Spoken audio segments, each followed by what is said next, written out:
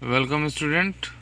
तो आज हम लोग पढ़ने वाले हैं चैप्टर फर्स्ट, ठीक है। Chapter first of NCERT, class है 12। क्लास 12 का चैप्टर नंबर फर्स्ट पढ़ने वाले हैं, जिसका नाम है इलेक्ट्रोस्टैटिक्स। थोड़ा सा बेसिक कॉन्सेप्ट आज देख ले माने हम लोग इलेक्ट्रिक चार्ज के बारे में, ठीक है। यानी ये चैप्टर कौन सा होगा? इस चैप्टर का नाम है इलेक्ट्रोस्टैटिक्स, ठीक है। देखिए ध्यान से सुनिए, इलेक्ट्रोस्टैटिक्स में इलेक्ट्रिक चार्ज का क्या मतलब होता है। तो सिंपली याद रखिए, इलेक्ट्रोस्टैटिक्स में इलेक्ट्रिक चार्ज है, सिंपली इलेक्ट्रिक चार्ज का मतलब ये होता है कि कोई फोर्स है दरअसल, ठीक है ना। क्या है? चार्ज एक तरह का फोर्स है। अब फोर्स का काम क्या होता है? या तो पुश करना या तो पुल करना, दो ही काम हो सकता है, तीसरा काम तो हो नहीं सकता इसका, यानी फोर्स का। तो इस हिसाब से अगर चार्ज को हम लोग फोर्स बोलते हैं तो चार्ज क्या कर सकता है? या तो पुश कर सकता है ऐसे, ठीक है ना, या फिर क्या कर सकता है?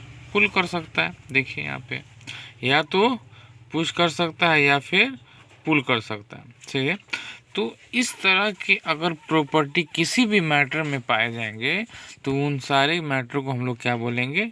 हम उसको बोलेंगे चार्ज, ठीक है। ये बात समझ में आ गई। अब जब पुश और पुल वाला जब कॉन्सेप्ट फोर्स का होता है, इसका मतलब चार्ज भी दो तरह से फोर्स लगाता होगा।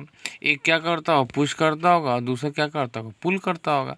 तो इसी हिसाब से चार्ज जो है, ये जो इलेक्ट्रिक चार्ज, वो दो टाइप के हो सकते हैं। पहला क्या है? जो पुश करने वाला, उसी को हम लोग बोल देंगे पॉजिटिव।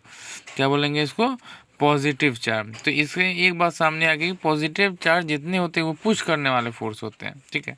और दूसरा होता है निगेटिव चार्ज। समझे बच्चों? एकदम सीधी सी बात है। निगेटिव चार्ज मतलब जो क्या कर रहा है, अपने अंदर ये खींचता है वो चीज़ों को, यानी वो फोर्स क्या होता है? अट्रैक्टिव होता है, पुल करने वाला फोर्स। तो इस बात से यानी कि चार्ज दो तरह का होता है, पॉजिटिव चार्ज और फोर्स कैसा लगाता है आप यहाँ देख लें आप। अब इसके बाद एक और कंसेप्ट आता है कि अगर ये बाय द वे फोर्स है, ठीक है ना, तो ये जो फोर्स है दरअसल अपने सराउंडिंग एरिया में एक फील्ड बनाता होगा जहाँ पे वो फोर्स लगा सकता है। मान लीजिए यहाँ पे पॉजिटिव चार्ज है तो अपने सराउंडिंग एरिया में फोर्स लगा सकता है कि नहीं? लगा सकता है, बिल्कुल। तो अगर हम ये बोलें कि किसी एक पर्टिकुलर पॉइंट पे ये चार्ज कितना फोर्स लगा सकता है, ठीक है ना, तो इस पर्टिकुलर पॉइंट पे एक चार्ज कितना फोर्स लगा सकता है, इस चीज़ को बताने के लिए कॉन्सेप्ट हमारा आता है, that is called electric field का, ठीक है ना। हाँ, इलेक्ट्रिक फील्ड का कॉन्सेप्ट क्या है कि इलेक्ट्रिक चार्ज के इर्द गिर्द, यानी चारों तरफ एक पॉइंट जहाँ पे वह फोर्स लगाता है, यानी the magnitude of the force which is experience at a point charge at a point by a another charge, जिस चार्ज के द्वारा इस पॉइंट पे जो फोर्स लगाता है। सिंपल सी बात है, इसको हम लोग क्या बोलते हैं? इलेक्ट्रिक फील्ड बोलते हैं। इसको ई से डिनोट करते हैं हम लोग, और ई का फॉर्मूला हो जाएगा 1/4πε0 into q by r square, ठीक है ना। ये आर इस डिस्टेंस है उसका स्क्वायर, ये क्यू पॉजिटिव चार्ज का वैल्यू है। 1/4πε0 का वैल्यू पढ़ा होगा आप लोगों ने, that is 1/4πε0 is equal to 9 × 10⁻⁹। Okay, ये सिर्फ 1/4πε0 का वैल्यू है। तो इस तरह से आप वैल्यू पुट करके यहाँ आंसर ला सकते हो आराम से, ठीक है ना। और इसका एसआई यूनिट जो होता है वो क्या होता है, याद रखिएगा, न्यूटन पर कूलम। इसका एसआई यूनिट होगा न्यूटन पर कूलम, ठीक है। ये सब बेसिक बात है इलेक्ट्रिक फील्ड के रिगार्डिंग, क्लियर है। 1/4πε0 का भी अब इसके साथ साथ हम वैल्यू और उसका एसआई यूनिट भी बता देते हैं। इसका एसआई यूनिट होता है न्यूटन मीटर स्क्वायर पर कूलम स्क्वायर, ठीक है, न्यूटन मीटर स्क्वायर पर कूलम स्क्वायर।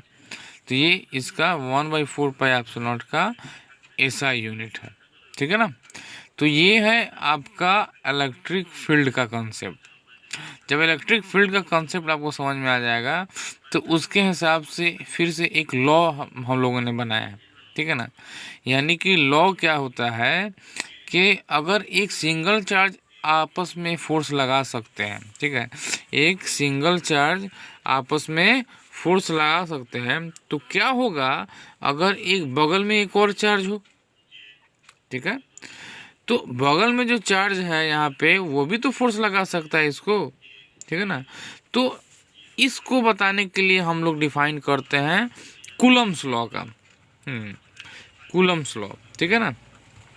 क्या कहता है कूलम्ब्स लॉ कि हर एक चार्ज दूसरे चार्ज को एक फोर्स लगाता है, ठीक है, जो कि निर्भर करता है इस दोनों चार्ज के वैल्यू पे। ये हमने जो भी फोर्स लगा रहा है एक चार्ज दूसरे को, वो किस पे निर्भर करता है, तो दोनों चार्ज के मैग्नीट्यूड पे। Q1 लेते हैं, इसको Q2 नाम देते हैं। फिर आगे बताया इन्होंने कि कोई भी चार्ज जो है उसके दूरी के स्क्वायर पे इन्वर्सली प्रोपोर्शनल है, ठीक है। यानी इन्वर्सली प्रोपोर्शनल यानी कि अगर आर की वैल्यू जितना ज़्यादा होगा फोर्स उतना कम होगा। आ रही बात समझ में? बिल्कुल हाँ। तो इस हिसाब से कूलम्ब्स लॉ क्या हुआ, इस दोनों का निचोड़ हो गया। क्या हुआ कि कोई भी फोर्स जो है, जो दो चार्ज के बीच में लगने वाला फोर्स है, ठीक है ना, वो तो प्रोपोर्शनल होता है किसके, Q1 और Q2 के, यानी दो चार्ज उसके बीच के आर स्क्वायर पे। और बराबर करने के बाद एक हम क्या कांस्टेंट वैल्यू लिख देते हैं, जो कि कांस्टेंट आपका है 1/4 पाई एप्सिलॉन नॉट। ईजी है एकदम, बिल्कुल। तो ये क्या है, कूलम्ब्स लॉ का फॉर्मूला डिराइव मैंने कर दिया, ठीक है। तो याद रखेंगे कूलम्ब्स फोर्स दरअसल दो चार्ज के बीच में लगने वाला फोर्स का नाम है। और ये भी सही है कि ये Q1 Q2 को लगाता होगा और Q2 भी Q1 को लगाता है फोर्स, इसलिए ये क्या होता है, इसका वाइस वर्सा भी सही है, ठीक है। तो ये है कूलम्ब्स लॉ। इसका एसआई यूनिट डिस्कस कर लेते हैं। इसका एसआई यूनिट होता है न्यूटन, क्योंकि फोर्स है, फोर्स का एसआई न्यूटन होता है। तो हो गया न्यूटन ये फोर्स, इसका ये फॉर्मूला, ठीक है ना। तो ये था, हमने क्या क्या बात किया, हमने बात किया इलेक्ट्रिक फील्ड का, और फिर चार्ज का, और फिर कूलम्ब्स लॉ का। ये तीन कॉन्सेप्ट याद रखेंगे। फिर हम लोग बात करेंगे अगले वीडियो में इसके आगे का टॉपिक। तब तक के लिए धन्यवाद।